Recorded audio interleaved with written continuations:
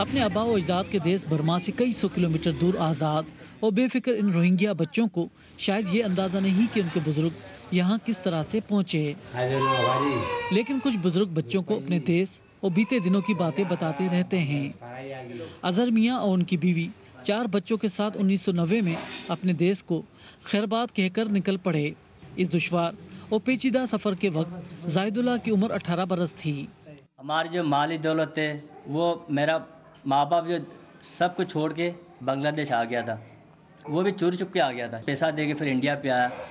India पार होने में 3 महीने लग गया। इस तरीके से जो भी था हम भीख मांग के यहाँ पे पहुँचे। अरकानाबाद और बर्मी कॉलोनी समेत कई इलाकों में रोहिंग्या बरादरी मकामी आबादी के साथ रहती है।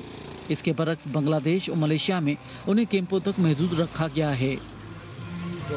90 की दिहाई तक इनकी पाकिस्तान आमद का सिलसिला जारी रहा, लेकिन सरहदी सख्तियों ने अब ये सफ़र नामुमकिन बना दिया है। इनके लिए पाकिस्तानी शहरियत का हुसूल उस वक्त तक आसान था जब तक शनाख्ती कार्ड कंप्यूटराइज नहीं हुए थे। 73 का आखिरी में कार्ड बना हुआ, फिर कार्ड बना के मैं गुजारा कर रहा, फैक्ट्री में काम कर रहा, कोई मना नहीं। अभी जो कंप्यूटर का कार्ड आया वो कार्ड दे रहा नहीं, क्यों पैसा मांगता, पैसा कहाँ से दूँ।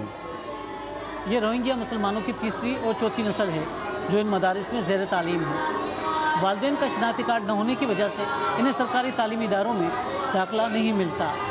आगे जाकर रोज़गार के लिए भी ये शनाख्त एक मसला पैदा कर देती है। रोहिंग्या बिरादरी का हर बालिग फर्द मेहनत मजदूरी से जुड़ा है। इसमें जिन्स की कोई तफरीक नहीं। इसके अलावा इनका फलता फूलता कारोबार भी मौजूद है। ये लोग बर्मा में अपने रिश्तेदारों की हस्बे तौफीक मदद भी करते रहे हैं। ईद कुर्बान आ रही है, लेकिन हम नहीं जा सकते। और कितने दिन हम अपने वतन से दूर रहेंगे। रोहिंग्या ज़बान में लिखी ये सतूर यहाँ के रोहिंग्याज की ख्वाहिश की तर्जमानी करती है। रियाज सोहेल, BBC, कराची।